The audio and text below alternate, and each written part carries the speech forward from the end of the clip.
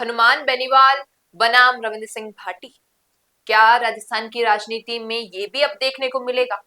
क्यों मिलेगा, कैसे मिलेगा और किस वजह से मिलेगा, आज इस वीडियो में मैं आपको बताऊंगी। नमस्कार, आप देख रहे हैं फैक्ट इंडिया, मैं हूं अंकिता और आज इस मुद्दे पर बातचीत करने के लिए मेरे साथ वरिष्ठ पत्रकार वरुण बंसाली मौजूद हैं।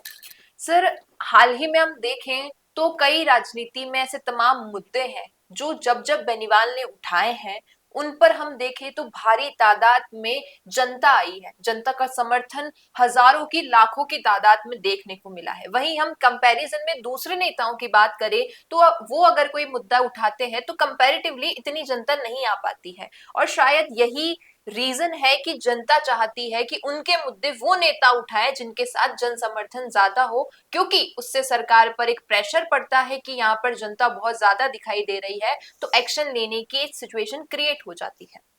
देखिए, ये बात आपकी बिल्कुल ठीक है। और जिस तरीके से हनुमान बेनीवाल अपने तेवर दिखा रहे हैं, जी। चाहे एसआई भर्ती में हो, चाहे लूणी नदी पे हो, चाहे बजरी का काम हो, चाहे जोजरी नदी की बात हो, जो तादाद में लोग उनके पास आ रहे हैं और जिस तरीके से वो अपने तेवर दिखा रहे हैं, जाहिर तौर पर वो तेवर राजस्थान में मुख्य विपक्ष वाला तेवर है जो कांग्रेस के उसमें दिखना चाहिए था, लेकिन दिख हनुमान बेनीवाल के उसमें रहा है। जी। और जो आपने बात की कि रविंद्र सिंह भाटी बनाम हनुमान बेनीवाल, जी। तो ये तो एक दिन होना ही था, क्योंकि बाड़मेर जैसलमेर हनुमान बेनीवाल का टारगेट पॉइंट है। जब से उम्मेदाराम बेनीवाल वाला पीठ का खंजर उन्होंने खाया है, और अगर बाड़मेर में हनुमान बेनीवाल को अपना सिक्का जमाना है तो वहां प्रतियोगिता रविंद्र सिंह भाटी से भी करनी होगी ही होगी। उन्हें जाट वोट बैंक से तो लड़ना होगा ही, लेकिन जो राजपूत बीजेपी वाला वोट बैंक और जो अल्पसंख्यक वाला वोट बैंक ये ले जा रहे हैं रविंद्र सिंह भाटी, उसको भी कैप्चर करना होगा और इसलिए प्रतियोगिता उनसे भी करनी होगी। अब ये प्रतियोगिता कब और कैसे देखने को मिलेगी, ये समझना बेहद जरूरी है। अभी हमने एसआई भर्ती देखा, लाखों लोग, जोजरी नदी देखा, लाखों लोग, लूणी नदी वाला आंदोलन जो बजरी माफिया के खिलाफ किया, उसमें भी जबरदस्त रिजल्ट। रिजल्ट हर जगह ये कि अधिकारी मंच पे पहुंच के आश्वासन दे रहे हैं और बहुत सारे लोग बिना कोई इलेक्शन पास में हुए भी इकट्ठे हो रहे हैं। बिल्कुल। ये तेवर देखकर अब कहीं ना कहीं मुद्दा आता है, वो मुद्दा जो रविंद्र सिंह भाटी इनकैश कर रहे हैं। सोचा तो भाटी ने ये कि इस मुद्दे को कोई और इनकैश नहीं करेगा, चलो मैं इस पे निकल जाता हूं तो मेरा कोई कंपटीशन होगा नहीं, और वो मुद्दा है खेजड़ी का मुद्दा। लेकिन जिस तरह से डॉक्टर बिश्नोई वाले मुद्दे में बिश्नोई समाज को एक बड़ा रिजल्ट लाके हनुमान बेनीवाल ने दिया, वे उसी के बाद जब बिश्नोई समाज ने देखा कि एसआई भर्ती में लाखों लोग, झोजरी नदी में लाखों लोग लाकर हनुमान बेनीवाल प्रेशर बना पा रहे हैं सरकार पे, तो बिश्नोई समाज ने कांटेक्ट किया हनुमान बेनीवाल से कि अब आप खेजड़ी का मुद्दा भी उठाओ। जी। हनुमान बेनीवाल का एक कहना साफ है कि मैं वो मुद्दा वो उठाऊंगा जिसके लिए जनता मेरे पास आएगी। विश्नोई समाज अब उनके पास चला गया है। उनका कहना है कि हम तो लगातार कहते रहते हैं कि खिचड़ी का नाश मत करो, लेकिन फिर भी वो कर रहे हैं। अब हनुमान बेनीवाल अगर विश्नोई समाज के कहने पर भी रविंद्र सिंह भाटी के उठाए हुए आंदोलन को हाईजैक कर लेते हैं और फिर वो हमेशा की तरह हजारों लाखों की भीड़ ले आते हैं, तो लोग कंपेयर करेंगे। बिल्कुल कंपेयर करेंगे बेनीवाल वर्सेस भाटी में, और जब ये कंपैरिजन हो जाएगा तो आप समझिए बाड़मेर के रण में हनुमान बेनीवाल की फुल एंट्री हो जाएगी। अभी वो एंट्री जाटों के वोट बैंक लेने से तो हो गई है, लेकिन बाकी वोट बैंक में नहीं हुई है। खेजड़ी का मुद्दा वो एंट्री करवा देगा और फिर बात होने लगेगी बेनीवाल बनाम भाटी की। और जब ये बात होने लगेगी, आप यकीन मानिए हनुमान बेनीवाल जो सिद्ध करना चाहते हैं कि निडरता से आवाज मैं ही उठा सकता हूं, वो सिद्ध कर देंगे।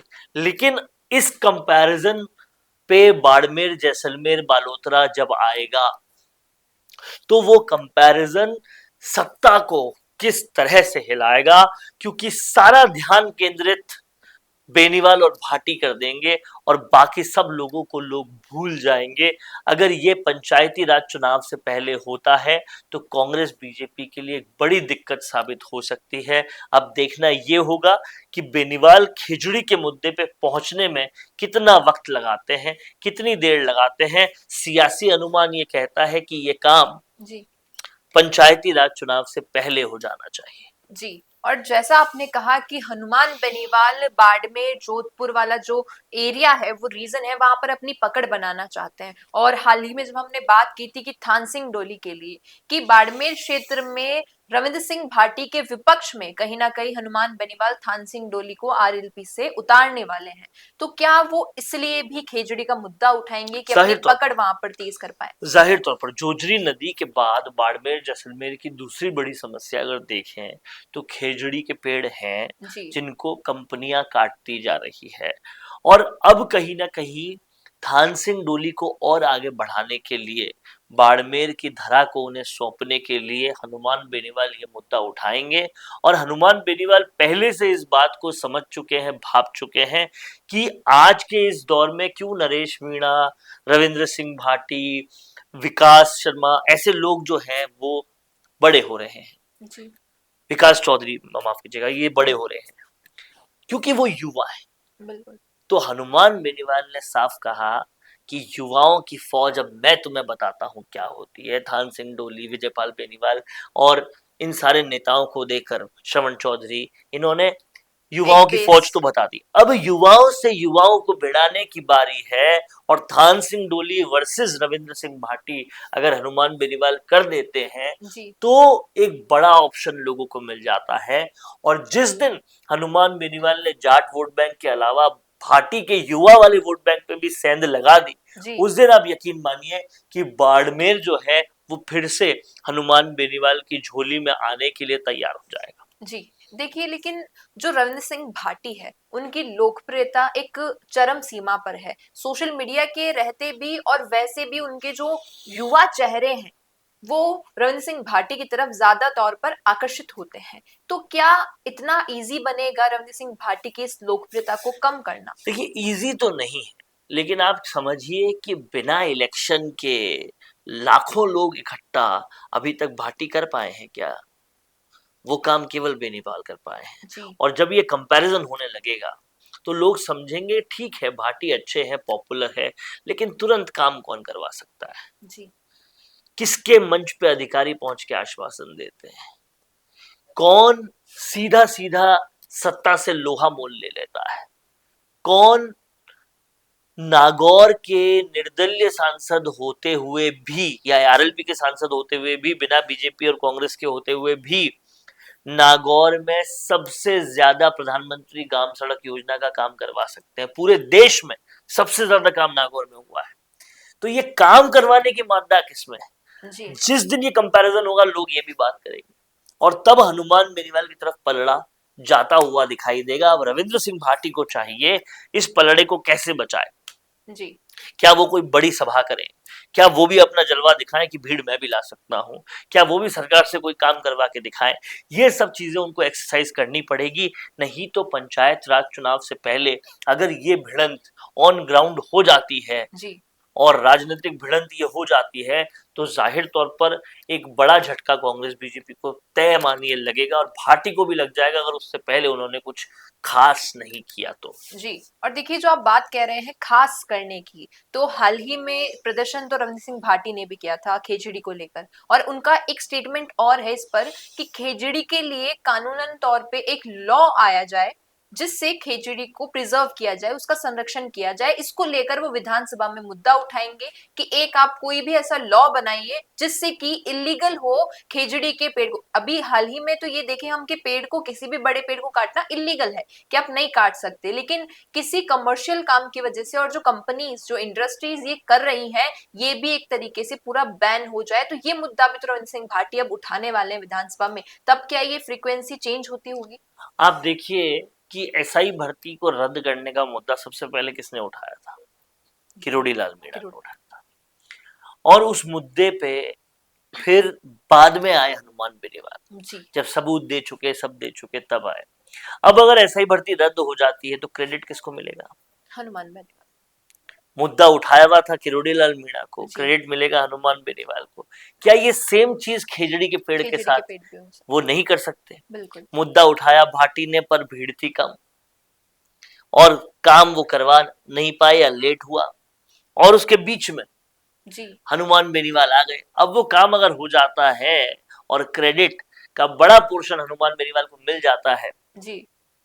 तो कहीं ना कहीं रविंद्र सिंह भाटी के लिए बहुत बड़ा सेटबैक होगा, क्योंकि उनके किसी भी प्रदर्शन में बहुत भारी तादाद में भीड़ नहीं दिखी।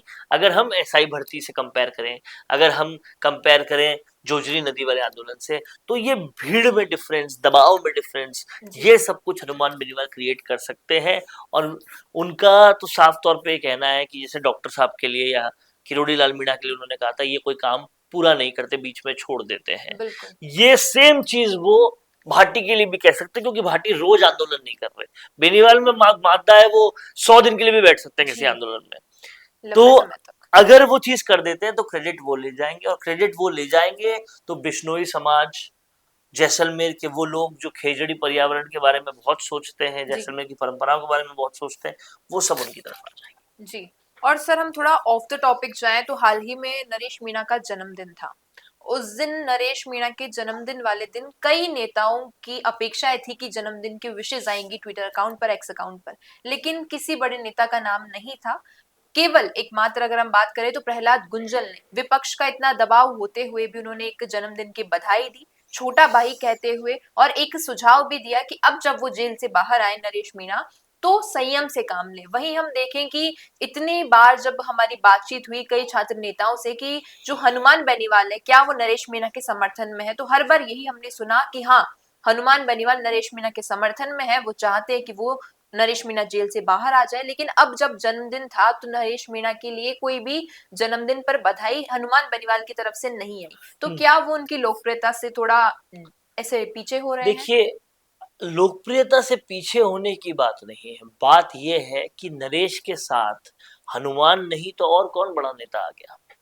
कोई भी तो नहीं आया। जी। वो कोई भी नहीं आने के पीछे वजह ये है कि जो भाव आवेश में नरेश मीणा आ जाते हैं और उस भावावेश में कुछ भी कहे जाते हैं, वो जो पॉलिटिकल डिप्लोमेसी होती है वो उनके साथ नहीं है।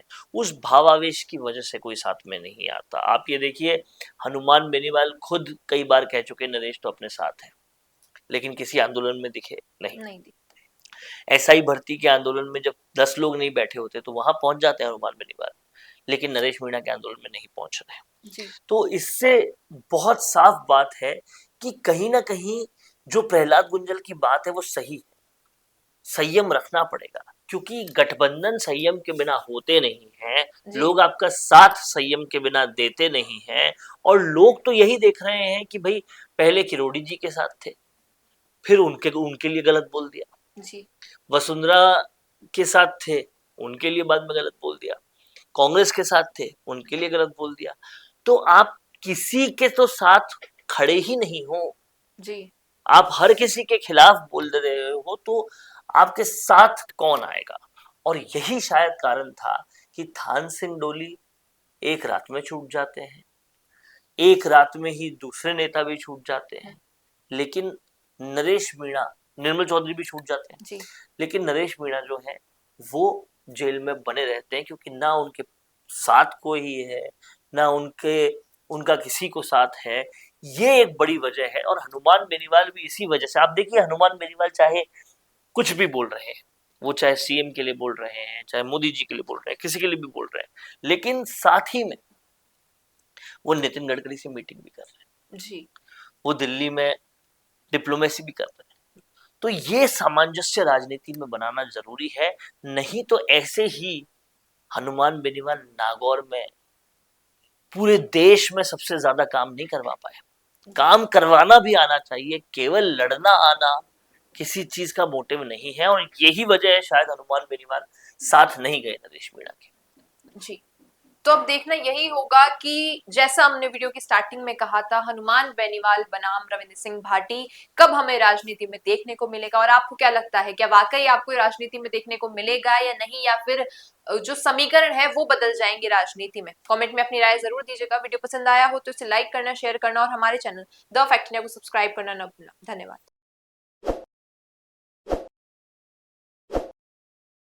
ताज़ा खबरों के लिए विजिट करें द फैक्ट इंडिया की वेबसाइट और डाउनलोड करें द फैक्ट इंडिया ऐप।